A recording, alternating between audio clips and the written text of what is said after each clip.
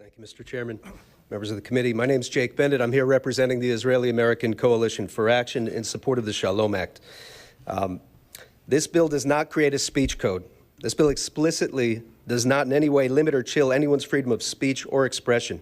People could make up placards with all the examples in the IHRA definition and walk down Main Street with those all day long. Their speech is not affected.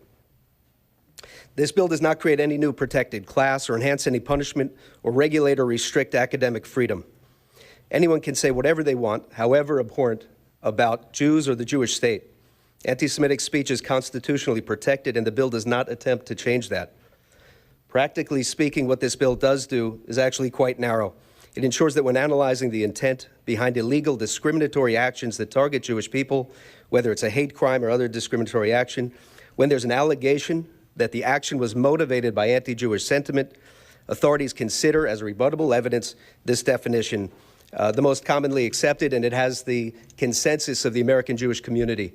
51 out of 53 member organizations of the Conference of Presidents of Jewish Organizations have endorsed the IHRA definition. In 35 states, this definition has been endorsed or adopted.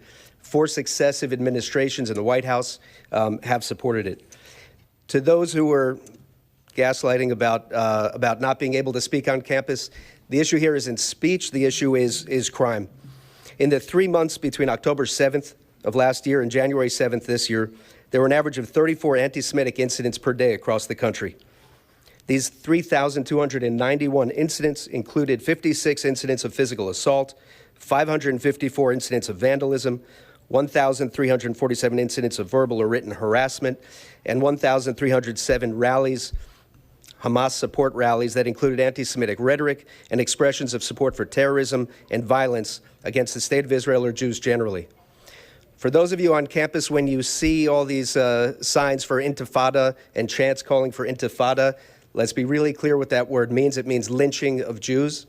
This red handprint that we've seen on some campuses goes back to the 2000 lynch in Israel, where 2 Israelis who wandered accidentally into Ramallah were taken by a mob, and the mob took them into the police building and tore them apart, castrated them, dipped their hands in the blood, and held their hands out the window and cheered. And those red hands are now on lapel pins that we saw at the Oscars, printed in red paint on campuses around the country.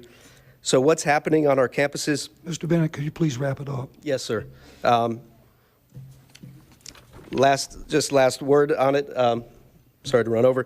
The moral clarity that the IHRA definition provides here helps with Jewish students and faculty who have been blocked from attending their own campuses and their own campus facilities.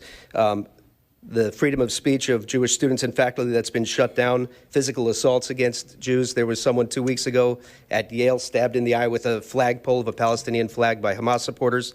I'll wrap up. I'm out of time, but thank you. Thank you for this bill. Thank you, sir. Thank you for your comments. Are there any other questions or comments by the committee? Hearing none, do I hear a motion? Representative Potts? All right, Representative Jones, you're recognized.